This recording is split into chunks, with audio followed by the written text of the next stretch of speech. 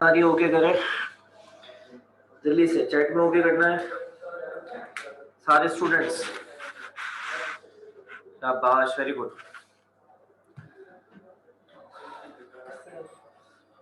कल हमने आपको बताया था कि कभी भी अगर हम लिक्विड की बात करते हैं तो जो लिक्विड के मॉलिक्यूल्स अंदर मौजूद होते हैं उनके ऊपर नेट फोर्स जीरो होती है, कोई फोर्स नहीं होती।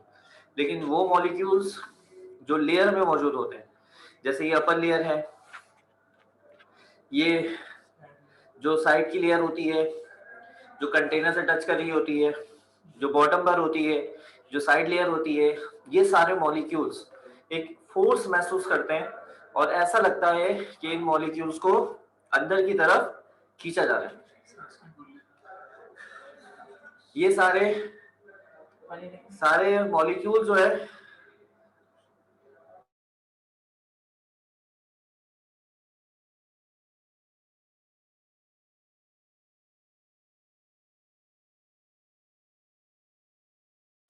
तो ये सारे मॉलिक्यूल्स ऐसा एक्सपीरियंस करते हैं कि इनको, जैसे ऊपर वाले इनको ये एक्सपीरियंस होता है कि इन्हें नीचे की तरफ खींचा जा रहा है या अंदर की तरफ। तो ये जो अंदर की तरफ खींचने वाली फोर्स लगती है, इसी को हम लोग क्या नाम देते हैं? सरफेस टेंशन का नाम देते हैं। ठीक है, यहाँ तक ओके करें, क्योंकि कल हम ये लिख नहीं पाए थे, अब इसको लिखना शुरू करते हैं। तो इसके लिखने के मुख्तलिफ तरीके हैं, तो आइए देखते हैं इनमें से पहला तरीका। The force acted in downward direction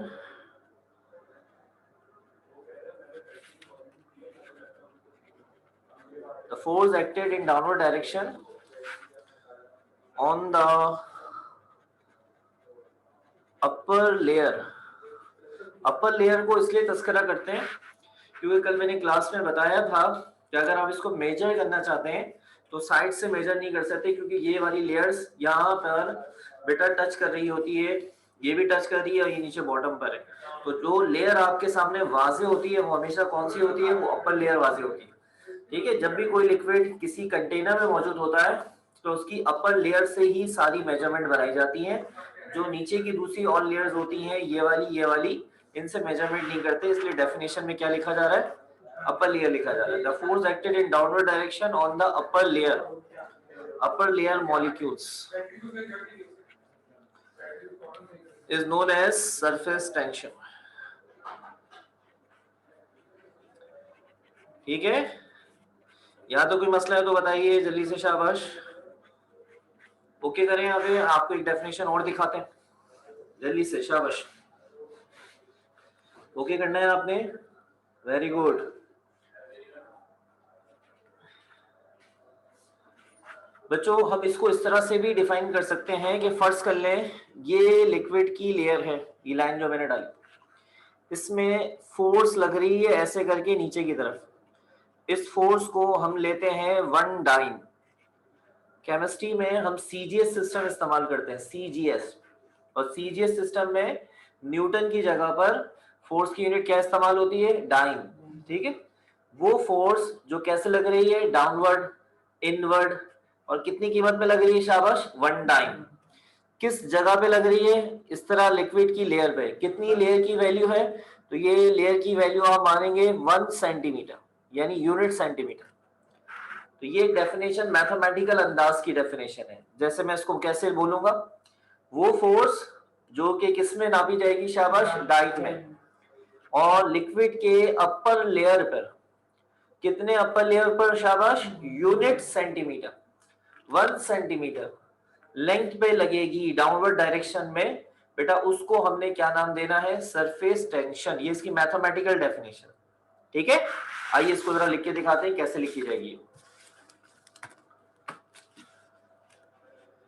ये इसका मैथमेटिकल अंदाज है। इसका एक तीसरा अंदाज भी है जिसके अंदर एरिया से की जाती है, लेकिन वो थोड़ा सा मुश्किल है। तो ये दो तारीफें ऐसी हैं जो थोड़ी सी डाइजेस्ट कर सकते हैं आप आराम से। ये दूसरी डेफिनेशन हम लिख के दिखा रहे हैं। Force in dyne acted on unit centimeter length on upper layer of liquid in downward direction known as surface tension, known as surface tension. यहाँ तक अब सारे बच्चे जितनी क्लास ले रहे हैं वो ओके करेंगे ताकि बात को और आगे बढ़ाया जा सके। जल्दी से शाबाश, सब बच्चे ओके करेंगे।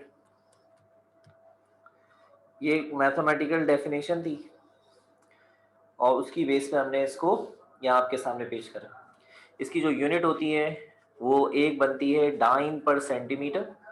दूसरी यूनिट जो है वो इसकी एक और डेफिनेशन से बनती है, वो डेफिनेशन हमने आपको नहीं बताई है क्योंकि वो एरिया से बनती है, तो इसलिए हमने वो नहीं बताई, ये ज़्यादा आसान थी। दूसरी डेफिनेशन जो यूनिट लिख रहा हूँ ये दूसरी डेफिनेशन से, ये बनती है अर्ज पर सेंटीमीटर स्क्वायर। अर्ज क्या चीज़ है बेटा? ये एनर्जी की यूनिट है जो जूल के बदले ली जाती है। जब आप फिजिक्स पढ़ रहे होते हैं तो फिजिक्स में आप लेते हैं एमकेएस सिस्टम।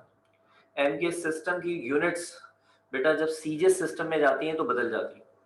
एमकेएस सिस्टम में फोर्स की यूनिट होती है न्यूटन, लेकिन आप सीजीएस में जाते हैं तो डाइन लेते हैं। एमकेएस सिस्टम में एनर्जी की यूनिट, वर्क की यूनिट जूल होती है, लेकिन जब सीजीएस सिस्टम में आप मूव करते हैं तो ये यूनिट बन जाती है अर्ज। तो ठीक है, तो क्या यूनिट है? अर्ज पर सेंटीमीटर स्क्वायर। ये इसकी यूनिट्स हैं जिनमें सरफेस टेंशन को नापा जाता है। Okay, now we discuss factors. Factors यानी वो अवामिल, वो बातें जिनके ऊपर सरफेस टेंशन क्या करता है? डिपेंड करता है। ऐसे करके तो बहुत सारे फैक्टर्स हैं, लेकिन मैं आपको यहाँ पे 3 अहम फैक्टर बता रहा हूँ। डिटेल से नहीं लिखवाऊंगा, एक खास अंदाज से लिखूंगा, आपने समझना है उसे कि ये मैंने क्या लिखा हुआ है। ठीक है, डिटेल से नहीं लिखूंगा, वर्डिंग नहीं लिखूंगा। Surface tension is directly proportional with force of attraction. Surface tension is directly proportional with force of attraction. ये पहला फैक्टर है, इसको समझना है आपने, बहुत आसान है।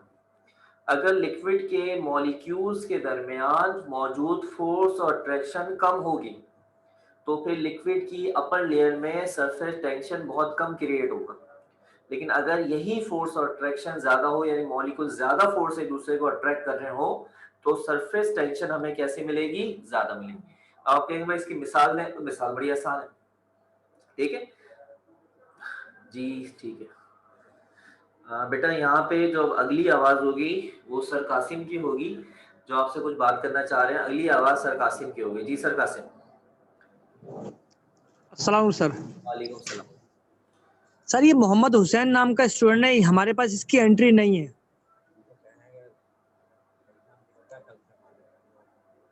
ये कौन स्टूडेंट है सर? इससे जरा पूछिएगा।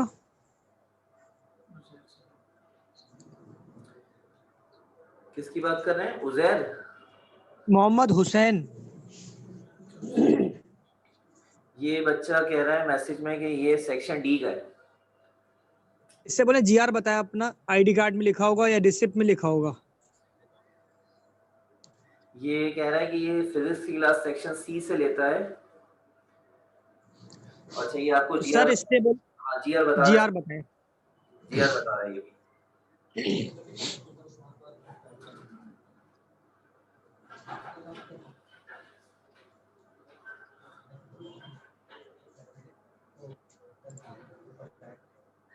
अच्छा, इसका जीआर नंबर है 16214। 16214 16214 इसका जीआर है। सर ये तो फर्स्ट ईयर साइंस सी का स्टूडेंट। खैर हम कंटिन्यू करते हैं। मैं आपको इसकी मिसाल दे रहा था कि किस तरह से मिसाल दूं कि आपको सरफेस टेंशन कम मिले ज्यादा। पानी, सादा पानी ले लें, उसमें चलें आप। ठीक है, जो आप पानी के अंदर चलते हैं तो आप देखें पानी में चलना इतना आसान नहीं है, आपको मुश्किल होती है, पाँव उठाते हैं। तो आप खुद अंदाजा करें, जिस तरह खुश्की में चलना आसान है इस तरह पानी में चलना आसान नहीं है। लेकिन मैं पानी से ही कंपेयर करके आपको मिसाल देता हूँ, दलदल, कीचड़। तो अगर आप कीचड़ में चलेंगे तो क्या उसमें चलना ज्यादा आसान है या पानी में चलना ज्यादा आसान है? तो जवाब आपका क्या आएगा? पानी में चलना ज्यादा आसान है। कीचड़ के अंदर या दलदल के अंदर, दलदल में तो वैसे भी नहीं चल सकते, कीचड़ में चलना तो बहुत मुश्किल है। वजह क्या है? वजह ये है कि पानी के अंदर जो मॉलिक्यूल्स हैं उनके दरमियान फोर्स और अट्रैक्शन इतनी स्ट्रांग नहीं है, वीक है, कमजोर है और कम फोर्स और अट्रैक्शन, इसलिए वो सरफेस टेंशन ज्यादा क्रिएट नहीं करते। लेकिन जो कीचड़ होता है उसके अंदर मिट्टी शामिल हो जाती है, मुख्तलिफ चीजें, तो नतीजे में फोर्स और अट्रैक्शन ज्यादा बनती है और फोर्स और अट्रैक्शन ज्यादा बनने की वजह से बेटा उसके अंदर सरफेस टेंशन ज्यादा क्रिएट हो जाती है, जिसकी वजह से उसमें चलना इतना आसान नहीं है। अगर मैं आपसे कहूँ कश्ती चलाएं पानी में और कश्ती चलाएं कीचड़ के अंदर, तो आपको खुद ही अंदाजा हो जाएगा किसमें सरफेस टेंशन कम और किसमें सरफेस टेंशन ज्यादा है। क्या आपको पहला पॉइंट समझ में आ गया? यस नो में जवाब दीजिएगा चैट में जल्दी से, शाबाश। दूसरा point, surface tension is directly proportional with temperature। किसी भी लिक्विड का अगर टेम्परेचर कम होगा मॉलिक्यूल्स के दरमियान, ये सब बेटा इसी पहले पॉइंट से जुड़े हुए, जो जो बातें बताऊंगा सब पहले पॉइंट से कहीं ना कहीं जाके जुड़ गई। फोर्स और अट्रैक्शन कम होगी, जैसे जैसे आप लिक्विड के मॉलिक्यूल्स का टेम्परेचर बढ़ाएंगे फोर्स और अट्रैक्शन वीक पड़ने लग जाएगी, सरफेस टेंशन क्या हो जाएगी? कम। यानी अगर टेम्परेचर कम है तो सरफेस टेंशन क्या होगी बेटा? आपको ये उल्टा हो गया, माजर,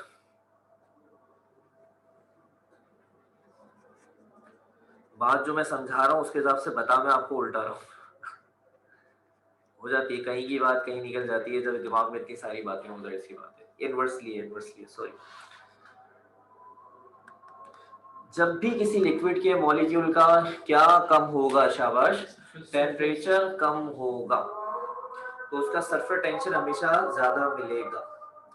अच्छा भाई यहाँ पे एक दो मिनट अभी ठहरेंगे, जैसे अजान मुकम्मल हो जाती है इसका कंटिन्यू करते हैं, ठीक है? एक आध मिनट रुक जाएगा प्लीज।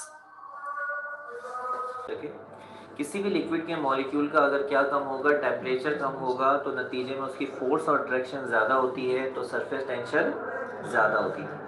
लेकिन अगर किसी लिक्विड के मॉलिक्यूल्स का हम क्या बढ़ा देते हैं? शाबाश, टेम्परेचर बढ़ जाते हैं, मॉलिक्यूल्स दूर दूर हो जाते हैं, फोर्स और अट्रैक्शन कम हो जाती है और सरफेस टेंशन भी कम हो जाती है। यानी क्या समझाना चाह रहा हूँ? अगर शॉर्ट में बोलूँ कि कोई भी लिक्विड अगर कम टेम्परेचर पर है तो आपको सरफेस टेंशन ज्यादा देगा, लेकिन अगर किसी लिक्विड का टेम्परेचर कैसा है? ज्यादा है, तो याद रखें सरफेस टेंशन जो होगी बेटा हमेशा उसके अंदर कम मिलेगी। पानी से मिसाल दूं तो पानी अगर ठंडा हो रहा है, ठंडा यानी पानी का टेम्परेचर कम है 10 9 8 7, उसके अंदर अगर मूव करके देखें तो बेटा बहुत ज्यादा मुश्किल होगा। एक तो ठंडे पानी की वजह से तो है, लेकिन सरफेस टेंशन ज्यादा होगी क्योंकि कम टेम्परेचर पे पानी के मॉलिक्यूल एक दूसरे के क्लोज होते हैं और बहुत ज्यादा फोर्स और अट्रैक्शन लगा रहे होते हैं, सरफेस टेंशन ज्यादा होती है। लेकिन यही पानी अगर गर्म हो तो बेटा सरफेस टेंशन खुद ब खुद आपको कम मिलेगी क्योंकि फोर्स और अट्रैक्शन कम हो जाएगी, पानी के मॉलिक्यूल एक दूसरे से क्या हो जाएंगे? दूर हो जाएंगे। ये बात समझ में आई बेटा? यस और नो? अगर इसको शॉर्ट में दो जुमलों के अंदर हम बोलना चाहें, दिमाग में बिठाना चाहें आप बच्चों के, तो क्या जुमले होंगे? बहुत आसान से जुमले, कम टेम्परेचर पर ज्यादा सरफेस टेंशन, ज्यादा टेम्परेचर पर कम सरफेस टेंशन। तो ये एक शॉर्टकट है जिसके जरिए सरफेस टेंशन के फैक्टर्स हम समझ सकते हैं।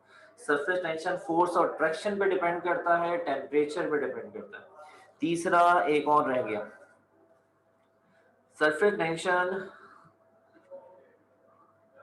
जो होता है वो इनवर्सली प्रोपोर्शनल होता है इम्प्योरिटीज के साथ।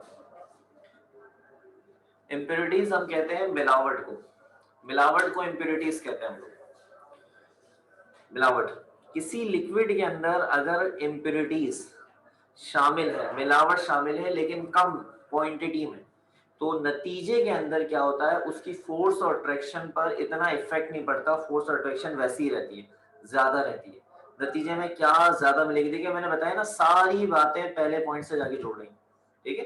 किसी भी लिक्विड में क्या हो? शाबाश, इम्प्योरिटीज हो लेकिन कम, ठीक है?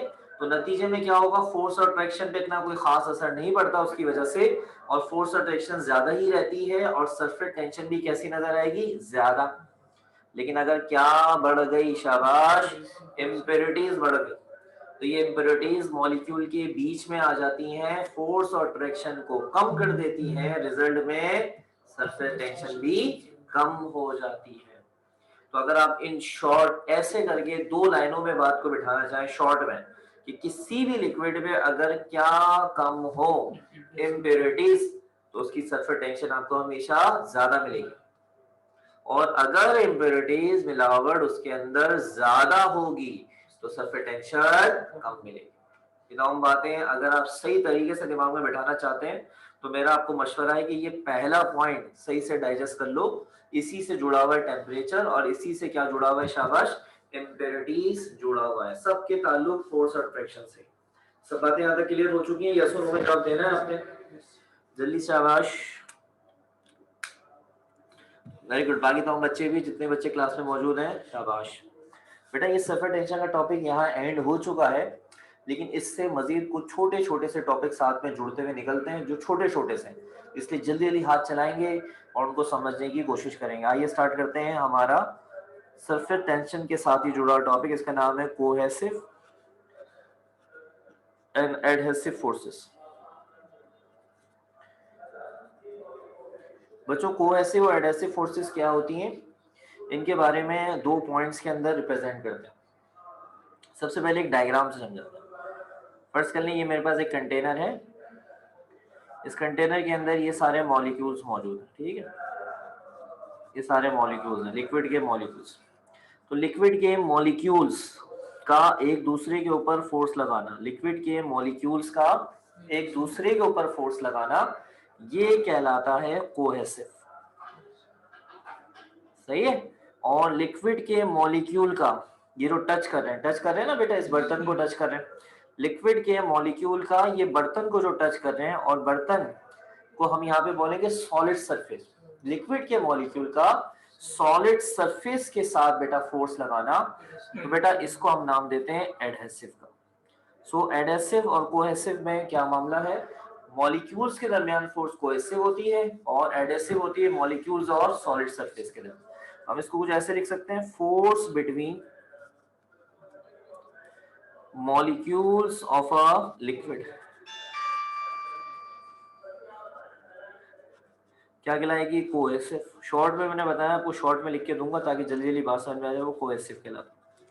जबकि force between molecules of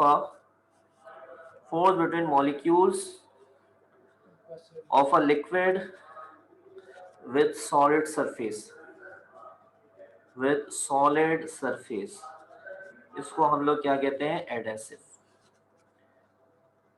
adhesive force कहते हैं। यहाँ तक ओके करना है सर? बर्तन के बीच में एक पत्थर और रख दो तो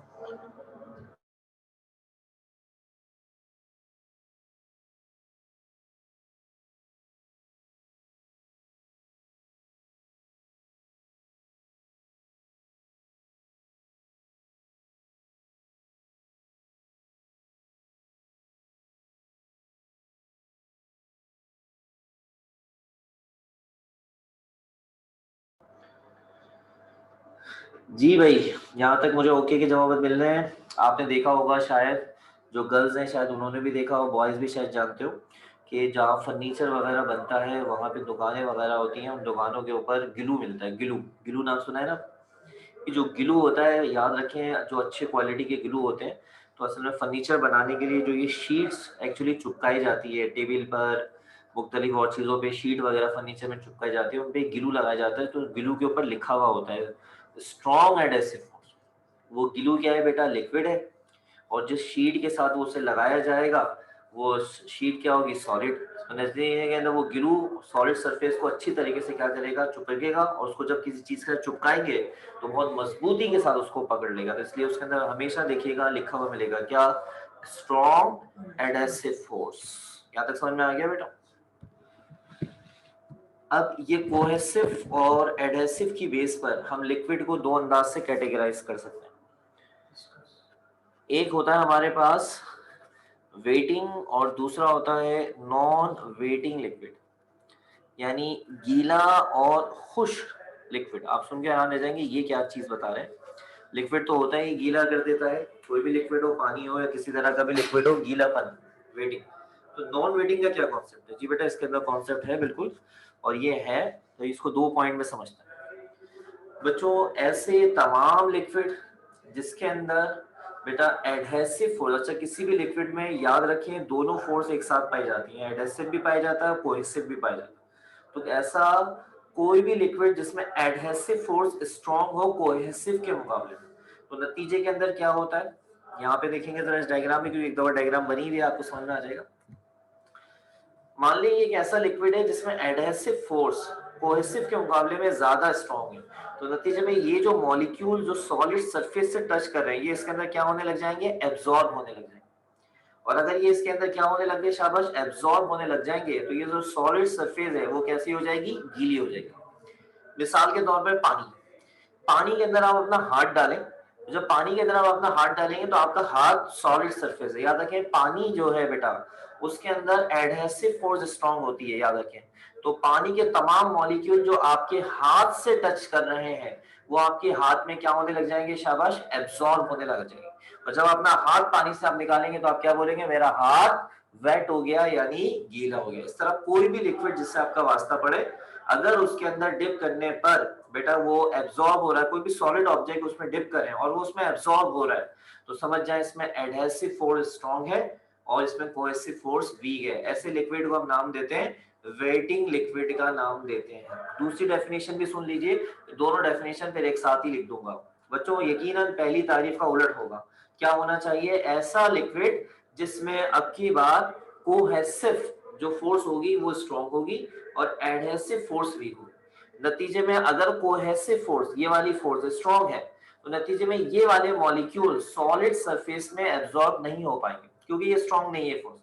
इसलिए अगर कोई सॉलिड उस लिक्विड के अंदर मौजूद है या डाला जाएगा तो ये उसके अंदर एब्जॉर्ब नहीं हो पाएंगे।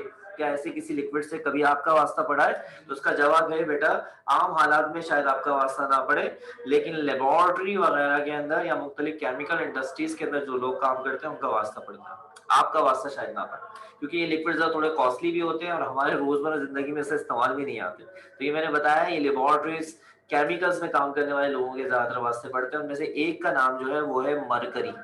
मरकरी जो है बेटा वो याद रखें एक लिक्विड मेटल है, लिक्विड मेटल है। इसमें अगर आप अपना हाथ आप डाल देते हैं तो जब आप अपना हाथ निकालेंगे तो आपका हाथ जैसा खुश्क था वैसा ही खुश्क रहेगा यानी ड्राई रहेगा और वो लिक्विड आपके हाथ में एब्जॉर्ब नहीं होगा। वजह क्या है, क्योंकि लिक्विड बेटा मरकरी में कोहेसिव फोर्स स्ट्रांग होती है, एडहेसिव फोर्स के मुकाबले में वो कभी भी बेटा आपके हाथ के अंदर एब्जॉर्ब नहीं होगी। आप अपने हाथ नहीं कोई भी सॉलिड ऑब्जेक्ट डाल के देख लें वो उसके अंदर एब्जॉर्ब नहीं होगा। इसके अलावा जाइलिन, जाइलिन जहां पेंट्स वगैरह बनते हैं वार्निशेस वगैरह वहां पे ये जाइलिन नामी ऑर्गेनिक लिक्विड है, ये यूज होता है। ये भी बेटा एक नॉन वेटिंग लिक्विड है, इसमें भी कोई सॉलिड ऑब्जेक्ट डिप होगा तो बेटा इसमें एब्जॉर्ब नहीं होगा। क्या आपको ये दोनों तारीफें समझ में आ गई है, यस और नो बता दीजिएगा सब बच्चे जल्दी से, शाबाश, चैट में देख रहा हूं मैं।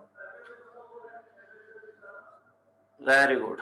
Such a liquid in which adhesive force are stronger than cohesive force. So molecules touching the solid surface will become absorbed and the solid surface become wet. Such a liquid is known as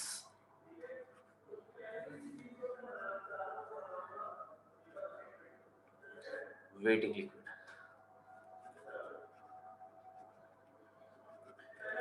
ठीक है भाई, यहाँ तक समझ में आ रहा है सब कुछ।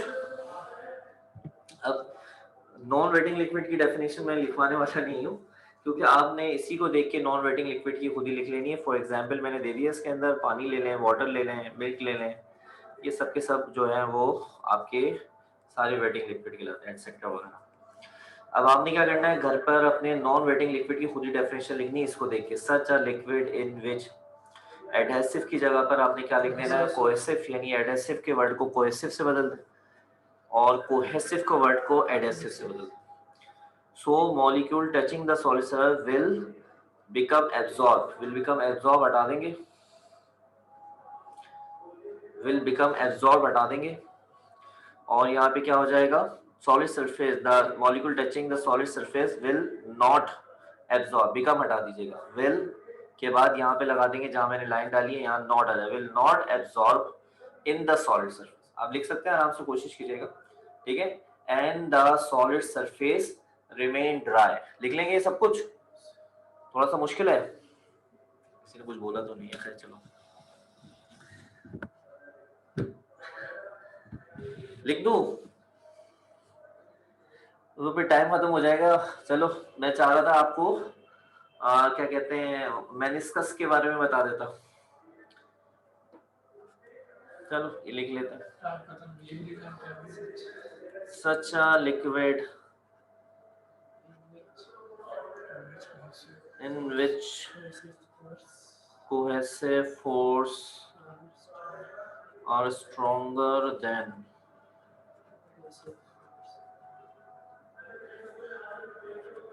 adhesive force.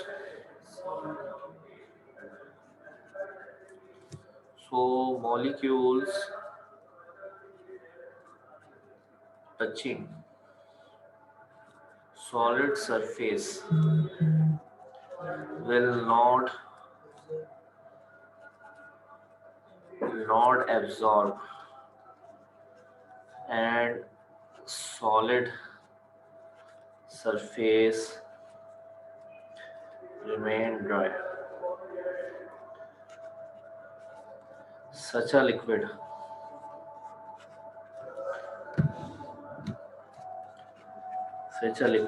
is known as non-wetting liquid. Example में लेना चाहें तो आप एग्जाम्पल ले सकते हैं इसकी, क्या कहते हैं, मरकरी, और मरकरी के अलावा ज़ाइली और भी हो सकती हैं। अच्छा भाई, एक छोटी सी तारीफ मज़ीद सुन लें, और तारीफ लिखवा नहीं रहा, इंशाल्लाह फिर नेक्स्ट क्लास में उससे बातचीत करेंगे। जब आप कोई बहुत ही नैरो ट्यूब लेते हैं, नैरो ट्यूब, बहुत ही पतली सी कोई ट्यूब लेते हैं, ठीक है, जैसे आप लोग 9 क्लास के अंदर बीरिट लेते थे, याद है, बीरिट टेस्ट ट्यूब, तो बहुत ही पतली सी ट्यूब होती है, उसके अंदर अगर आप किसी लिक्विड को डालेंगे तो वो लिक्विड अगर वेटिंग है या नॉन वेटिंग कोई सा भी हो, तो आप देखेंगे जो लिक्विड की अपर लेयर है उसकी एक शेप सी बन जाती है, ठीक है, वो शेप या तो इस तरह की बन जाती है ऐसे करके, या फिर वो शेप इस तरह से बन जाती है ऐसे।